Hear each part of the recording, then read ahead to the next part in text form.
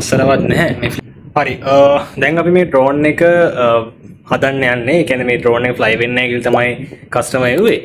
කොහොම හරි එයා දැන් මම සාමාන්‍යම ඩ්‍රෝන් එක වුණාට පස්සේ මේක සම්පූර්ණ මුලින් ඉඳලා ගලවලා අලුතෙන් හදනවා.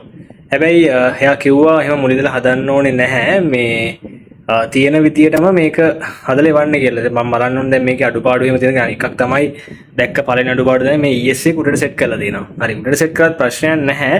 හැබැයි මෙන්න මේ මෙහෙම වයර් ගත්තාම ඇත්තටම කැතයි. ඒ කියන්නේ ඩ්‍රෝන් එක ෆ්ලයි වෙන්න ඇති එකක් නන්නේ. හැබැයි මේ වයර් ගත්තාම කැතයි.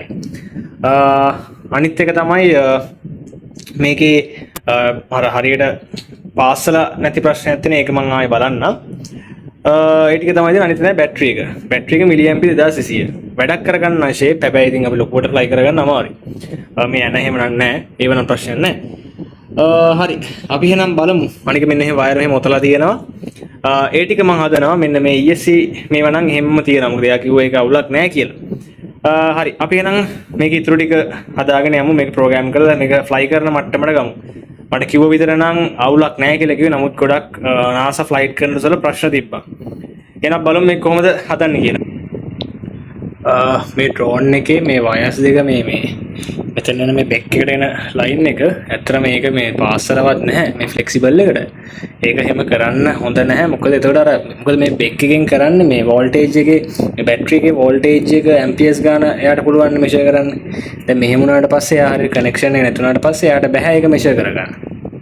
අනික සේෆ්ටි එකටත් ලොකුවට බලපානවා ඒක.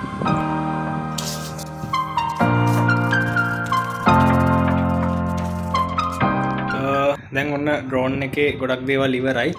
මං දැක්ක මේ මෝටර්ස් වල එහෙම වයර්ස් වලදී සහ දැන් මේ ඇඩ්වාන්ස් කැලිබ්‍රේෂන් එකයි බේසික් කැලිබ්‍රේෂන් එක කරනවා. බලමු එහෙනම් මෝටර්ස් ටිකේ ලේඅවුට් එක හරි මෝටර්ස් ටිකේ රොටේට් වෙන ඩිරෙක්ෂන් එක හදලා ඉවරලා බලමු මේක ෆ්ලයි කරලා මොකද වෙන්නේ කියලා. ඩ්‍රෝන් එකේ වැඩ ඉවරයි. ආම් කරාට පස්සේ ඔක්කොම ආම් වෙනවා. අපි එන ෆ්ලයි කරලා බලමු. දැන් ප්‍රොපලර්ස් ටික සෙට් කරන්න යන්නේ.